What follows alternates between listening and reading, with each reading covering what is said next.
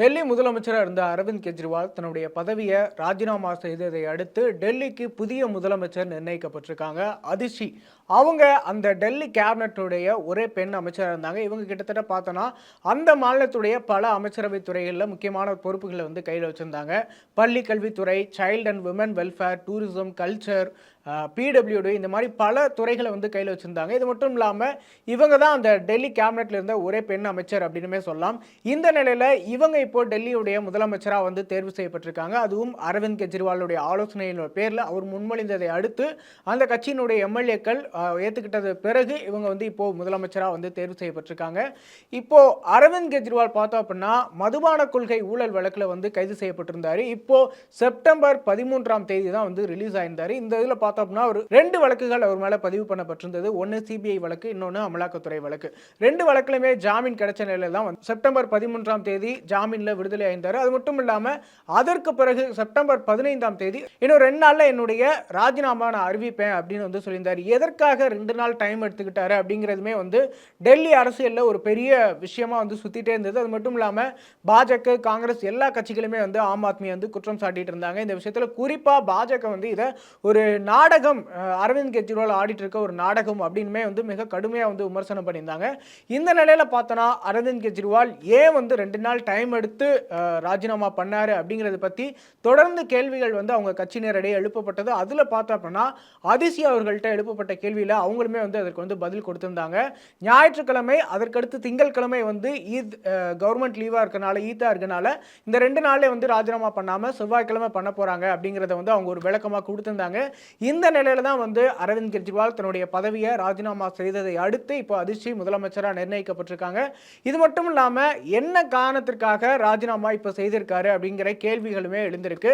இன்னொரு முக்கியமான விஷயம் என்ன அப்படின்னு பார்த்தோம்னா அரவிந்த் கெஜ்ரிவால் முதலமைச்சராகவே தொடர்ந்தாலும் அவர் வந்து முதலமைச்சர் அலுவலகத்திற்கோ அல்லது முக்கியமான ஃபைல்களில் கையெழுத்து போடவோ முடியாது அப்படிங்கிறது ஒரு மிக முக்கியமான விஷயம். ஏன் அப்படின்னா இந்த வழக்கில் அந்த நிபந்தனைகளுடைய அடிப்படையில் தான் வந்து அவருக்கு ஜாமீன் கிடைச்சிருக்கு. அதனால அவர் முதலமைச்சராக செயல்பட்டாலுமே கூட முக்கியமான முடிவுகள் எதையுமே எடுக்க முடியாது அப்படிங்கிறது மிக முக்கியமான விஷயம். அது மட்டும் இல்லாமல் முதலமைச்சர் அலுவலகத்திற்கு அவர் போகக்கூடாது அப்படிங்கிறது விஷயம். இது மட்டும் இல்லாமல் மேலும் பல நிபந்தனைகள் வந்து அவருக்கு விதிக்கப்பட்டிருக்கு. சாட்சிகள் யாரையும் சந்திக்கக்கூடாது, இது மட்டும் இல்லாமல் கவர்மெண்ட்டுடைய மீட்டிங் எதுலையுமே கலந்துக்க கூடாது அப்படிங்கிற மாதிரியான நிபந்தனைகள்லாம் விதிக்கப்பட்டிருக்கு. ஸோ இந்த நேரத்தில் இப்படி முதலமைச்சராக இருந்தது ரொம்ப கஷ்டமாக இருக்கும், மக்கள் பணிகளை செய்ய முடியாது அப்படிங்கிற அடிப்படையில் கூட வந்து அதிசியை வந்து முதலமைச்சராக நிர்ணயிச்சிருக்கலாம் அப்படின்னுமே வந்து பேசப்பட்டு வருது.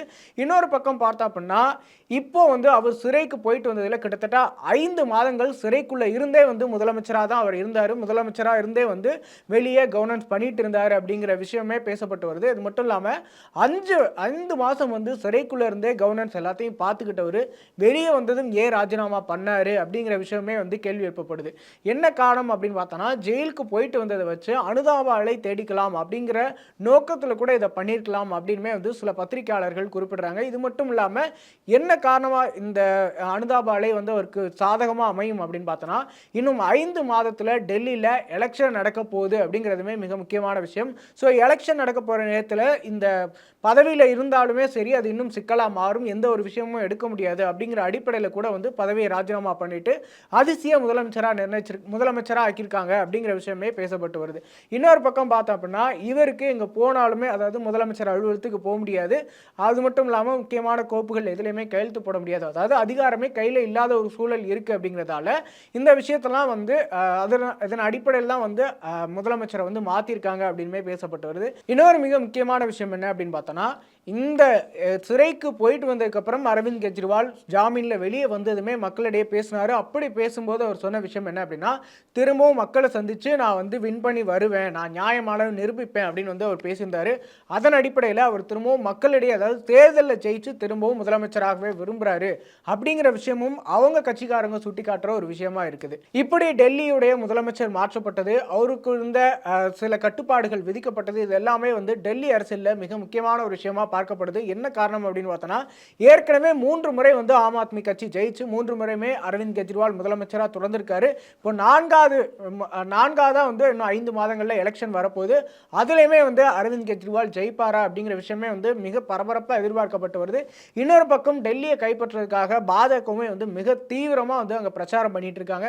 ஸோ அப்படி இருக்கிற பட்சத்துல அரவிந்த் கெஜ்ரிவாலுக்கு அதன் அடிப்படையில் தான் வந்து நெருக்கடிகளே கொடுக்கப்பட்டது அப்படிங்கிற விஷயமே இன்னொரு பக்கம் பேசப்பட்டு வர நிலையில தான் இப்போ டெல்லியுடைய முதலமைச்சர் மாற்றப்பட்டு டெல்லி அரசியல் வந்து ரொம்ப கவனத்திற்கு உள்ளாயிருக்கு.